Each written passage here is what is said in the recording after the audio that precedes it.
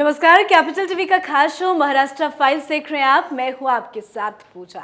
महाराष्ट्र की राजनीति में राजनीति कम और डायलॉगबाजी ज्यादा करने वाले संजय राउत अब जेल के अंदर बैठकर अपने डायलॉग्स को जरूर याद करेंगे।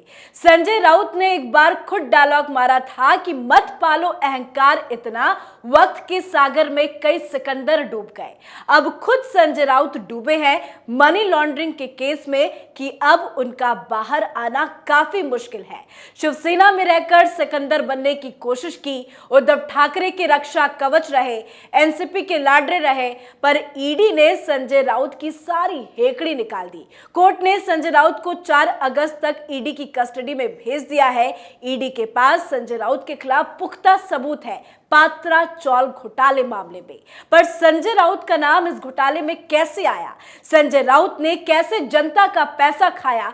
क्या संजय राउत शिवसेना की गोद में पलकर एनसीपी और कांग्रेस की दलाली कर रहे थे? आज इन्हीं अहम सवाल पर चर्चा करेंगे। बातचीत के लिए मेरे साथ स्टूडियो में मौजूद है कैपिटल टीवी के सीनियर एडिटर राजीव जी। राजीव जी, बहुत बहुत स्वागत है आपका। धन्यवाद। पात्रा चौल घोटाले में संजय राउत तो अब जेल के सलाखों के पीछे है, पर इस पूरे मामले में संजय राउत का नाम कैसे आ गया?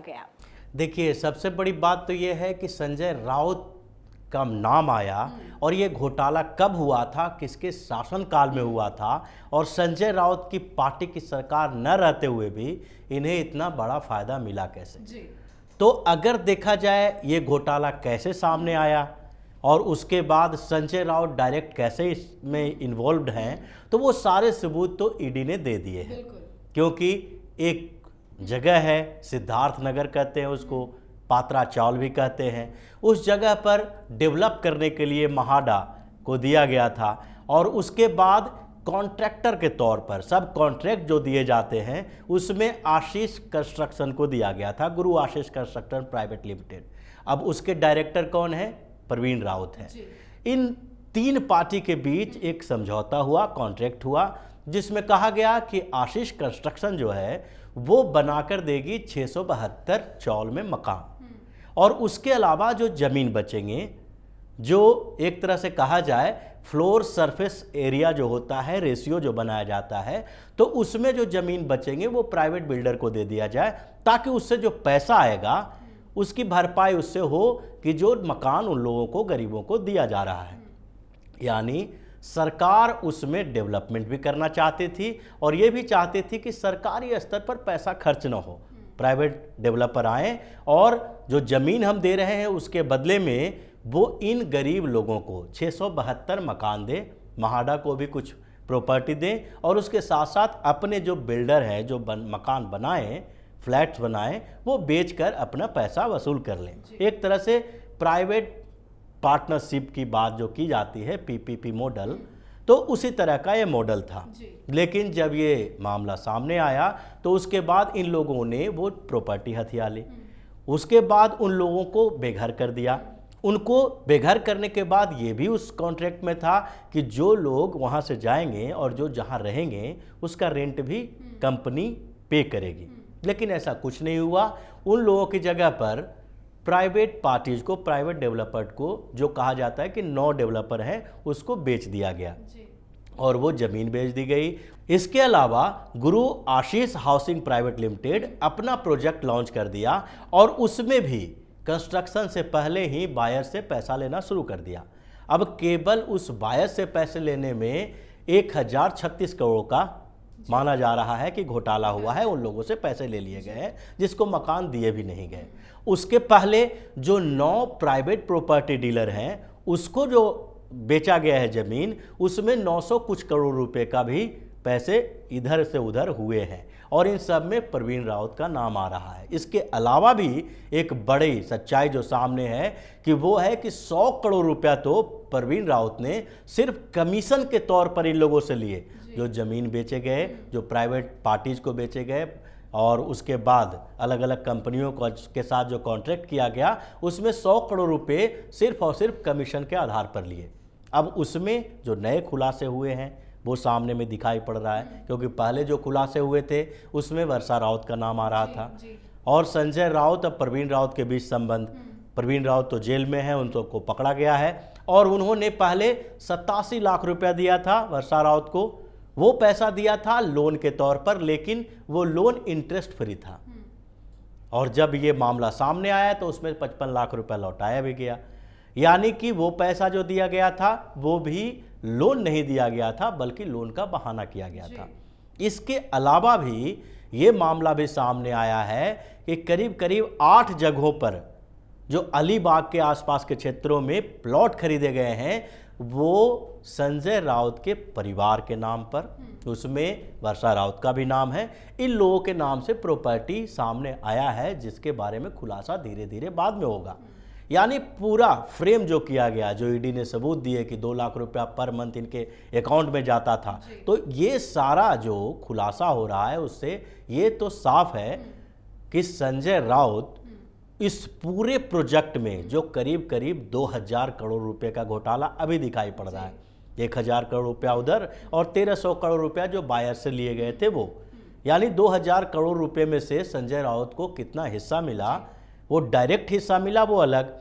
और अभी ये और सामने आएगा कि किन कंपनियों के अकाउंट से इनको 2 लाख रुपए आते थे, जिसमें इनको डायरेक्टर बनाया गया था और उसके पेमेंट के तौर पर भेजे जाते थे। और इसके बाद जो सबसे बड़ी बात है संजय राउत की पॉलिटिकल दलाली की, वो इस घोटाले से उसके तार जुड़े हुए हैं, क्योंकि 2008 में ये कॉन्ट्रैक्ट साइन हुआ था। 2008 में सरकार किसकी थी? कांग्रेस और एनसीपी की सरकार थी। अब कांग्रेस एनसीपी की सरकार में 2 नेता बड़े हावी हुआ करते थे। अब एक तरफ तो उस समय जो 1999 से अगर देखा जाए तो 1999 से लेकर 2014 तक कांग्रेस एनसीपी की सरकार रही, लगातार सरकार रही। उसमें सीएम होता था कांग्रेस का और डिप्टी सीएम एनसीपी का।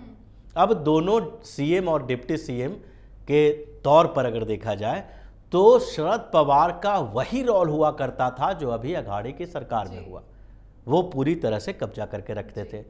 तो कांग्रेस की सरकार में 2008 में ये कॉन्ट्रैक्ट दिया गया और उस समय जो संजय राउत थे वो शिवसेना में ही थे। शिवसेना में अगर देखा जाए तो धीरे धीरे ये आगे बढ़े हैं और 2004 से लेके अभी तक लगातार राज्यसभा के सांसद रहे। 4 से 2010 तक रहे, उसके बाद 10 से 16 तक रहे और 16 के बाद 22 में अभी जो राज्यसभा का इलेक्शन हुआ उसमें जब उद्धव ठाकरे को लगा कि एक ही सीट जीत पाएंगे तो भी संजय राउत का ही नाम आया। ये लगातार शिवसेना में रहे, लेकिन शिवसेना में रहने के बावजूद इनके करीबी प्रवीण रावत की कंपनी को 2008 में कंस्ट्रक्शन का ठेका मिलता है, हजारों करोड़ रुपए का। और उस समय सीएम अशोक चौहान, पृथ्वीराज चौहान दोनों लगातार रहे हैं। उससे पहले देशमुख थे सीएम, और उस बीच जो डिप्टी सीएम रहे वो छगन भुजबल रहे। छगन भुजबल के बाद अजीत पवार डिप्टी सीएम बनाए गए जो पृथ्वीराज चौहान के साथ थे। उससे पहले अशोक चौहान जब सीएम थे तो भी छगन भुजबल डिप्टी सीएम थे और फिर आर पाटिल भी डिप्टी सीएम रहे जो इनके एनसीपी के नेता थे। तो इस पूरे प्रकरण में देखिए, पहले छगन भुजबल की बात करते हैं। छगन भुजबल भी शिवसेना में थे, शिवसेना के शुरुआती दौर के नेताओं में थे जिनके ऊपर बाला साहब ठाकरे का भरोसा था।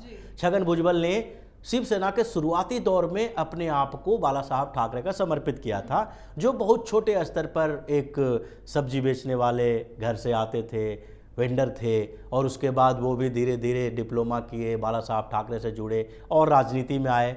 लेकिन शिवसेना में धीरे धीरे उनकी स्थिति जब मजबूत हो गई तो वो भी महत्वाकांक्षी हो गए और जातीय राजनीति करने लगे। उसके लिए बाला साहब ठाकरे को उन्होंने नसीहत दी कि हिंदुत्व के मुद्दे के साथ साथ जातीय मुद्दे पर रिजर्वेशन की बात भी शिवसेना को करनी चाहिए। उस समय, उससे पहले की बात है जब शिवसेना की सरकार भी हुई थी और शिवसेना की सरकार बनी, मनोहर जोशी और फिर गोपीनाथ मुंडे डिप्टी सीएम जो भारतीय जनता पार्टी के थे।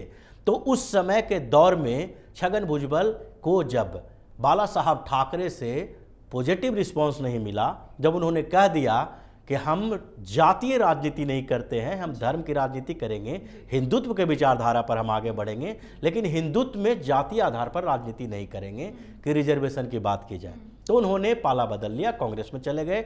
और कांग्रेस में जाने के बाद जब एनसीपी बना तो वो एनसीपी में चले आए शरद पवार के साथ। शरद पवार ने उनको शिवसेना और कांग्रेस छोड़ने का जो फल देना था वो दिया और डिप्टी सीएम बना दिया, यानी 2008 से लेके 14 तक, जबकि छगन भुजबल डिप्टी सीएम थे, उसके बाद अजीत पवार डिप्टी सीएम रहे और अशोक चौहान और पृथ्वीराज चौहान दोनों जो रहे वो सीएम रहे।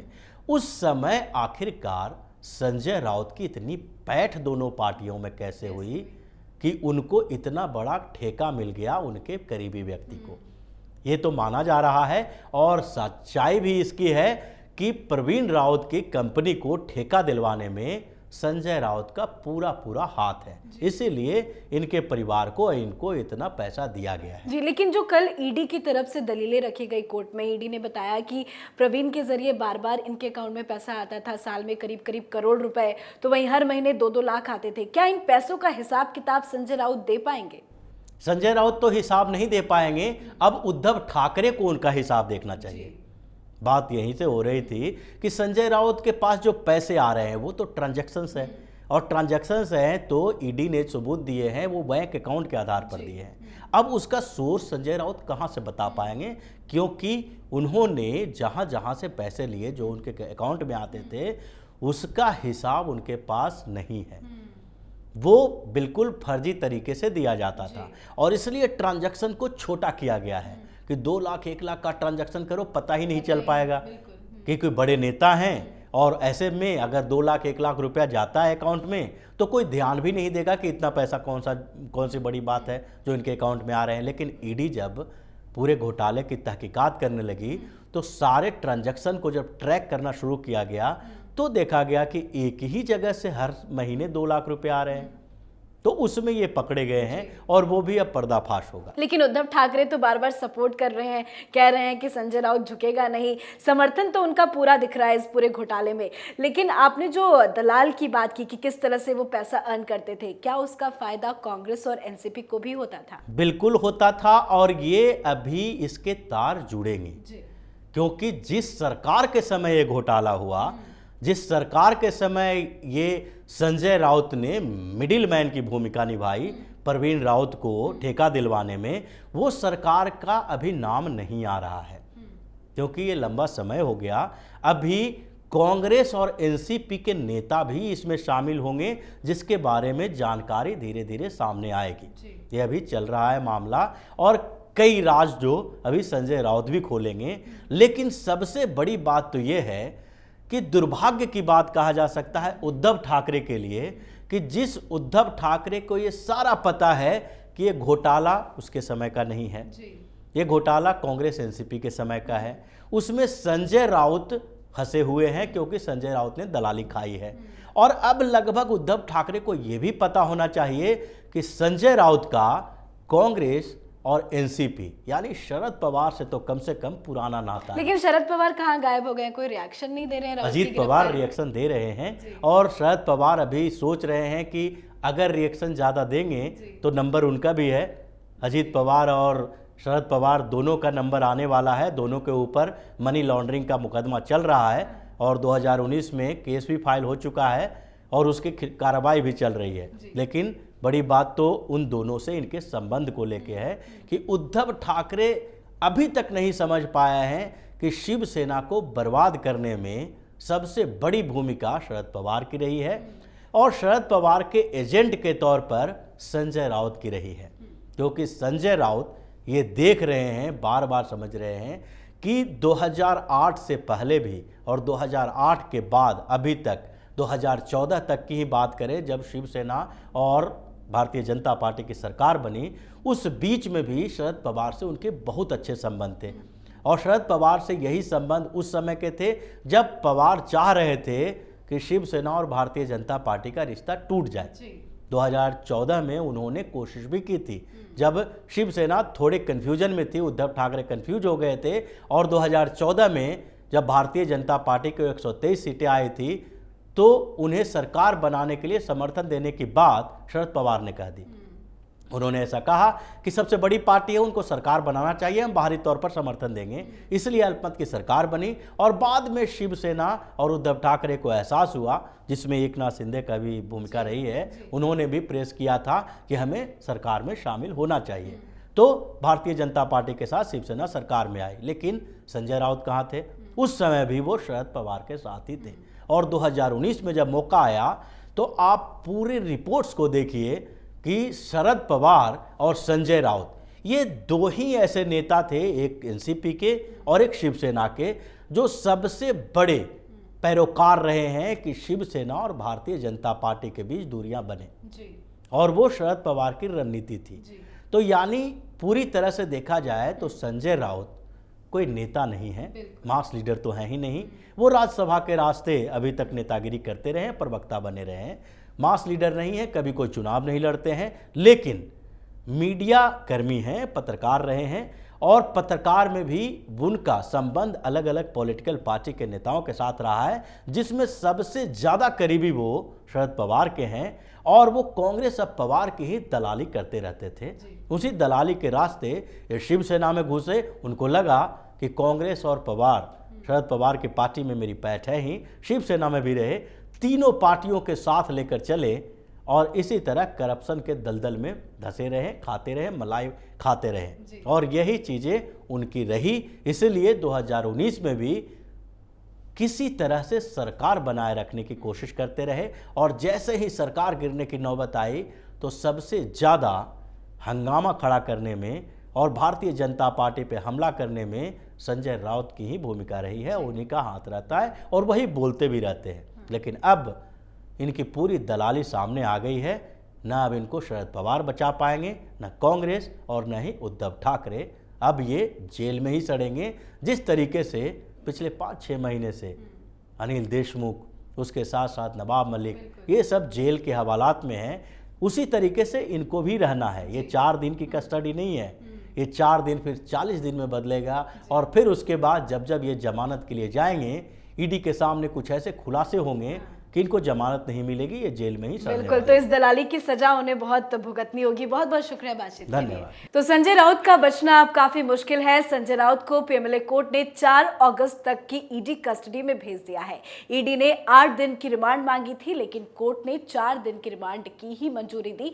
पर ये 4 दिन राउत के लिए काफी भारी होंगे, क्योंकि ये 4 दिन ईडी जो हिसाब किताब लेगी संजय राउत के लिए काफी मुश्किल होगा। जेल के अंदर ये 4 दिन कब 4 से 14, 14 से 40 और 40 से बढ़कर ना जाने कितने दिन में बदलेंगे, ये कहना मुश्किल है। आज के हमारे शो महाराष्ट्र फाइल्स में फिलहाल इतना ही। पर महाराष्ट्र से जुड़ी हर बड़ी खबरों का सटीक एनालिसिस के लिए देखते रहिए कैपिटल टीवी। नमस्कार।